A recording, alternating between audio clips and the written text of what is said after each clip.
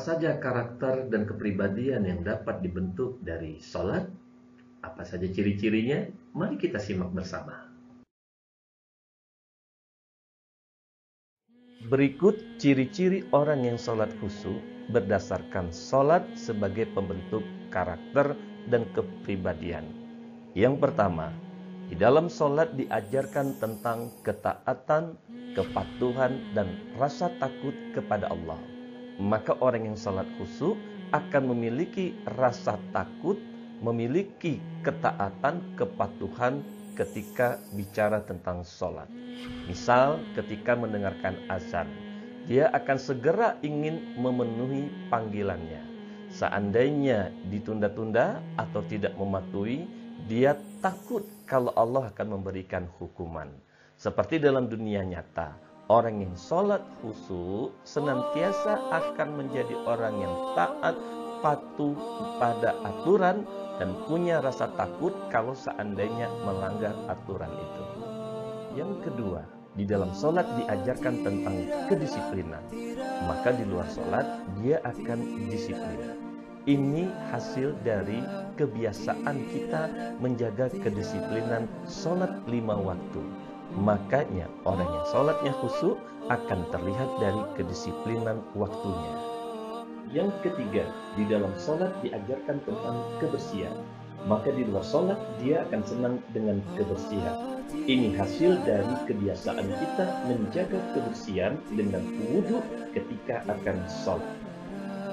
Yang keempat, di dalam sholat kita diajarkan tentang kelembutan dan kasih sayang. Maka di luar sholat ia akan lembut dan penuh kasih sayang. Ini hasil dari kebiasaan ketika kita berbicara dengan Allah di dalam sholat, kita lemah lembut dan penuh kasih sayang. Yang kelima, di dalam sholat diajarkan tentang ketertiban. Maka di luar sholat dia akan tertib.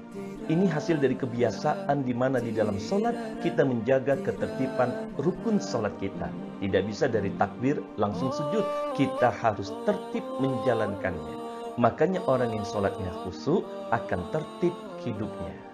Yang keenam, di dalam sholat diajarkan tentang kejujuran. Maka di luar sholat dia akan jujur. Ini hasil dari kebiasaan di dalam sholat, kita selalu mengakui dosa-dosa yang kita lakukan kepada Allah. Hingga akhirnya orang yang sholatnya khusyuk akan jujur pribadinya. Yang ketujuh, di dalam sholat diajarkan tentang kesabaran dan keikhlasan. Maka di luar sholat, dia akan sabar dan penuh keikhlasan. Ini hasil dari kebiasaan di dalam sholat, kita menjaga ketenangan kita, kesabaran kita, keikhlasan kita ketika kita berdiri di hadapan Allah. Makanya orang yang sholatnya khusyuk, dia akan menjadi orang yang tenang, sabar, dan ikhlas menghadapi ujiannya.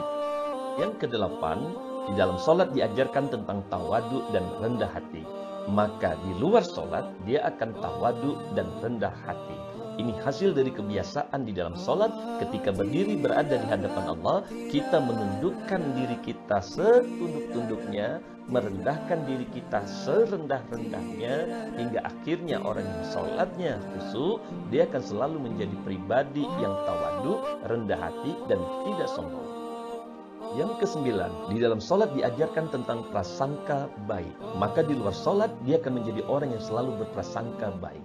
Ini hasil dari kebiasaan kita di dalam sholat selalu berprasangka baik kepada Allah. Pikiran kita hanya kepada Allah. Tidak ada hal buruk yang kita pikirkan saat dalam sholat. Oleh karena itu, orang yang sholatnya khusyuk akan selalu berkata baik, berprasangka baik kepada orang-orang yang ada di dalam hidupnya. Yang ke-10, di dalam sholat diajarkan tentang sering ingat kematian. Maka di luar sholat dia akan sering ingat dengan kematian. Ini hasil dari kebiasaan kita di dalam sholat selalu merasakan ini seolah-olah sholat terakhir kita. Makanya orang yang sholatnya khusyuk, dia akan sering ingat dengan kematian dan dia akan sering beramal kebaikan. Yang lainnya yang diajarkan di dalam sholat seperti memuji, menghormati, menghargai, memuliakan, menyempurnakan gerakan, meminta hanya kepada Allah, dan lain-lainnya.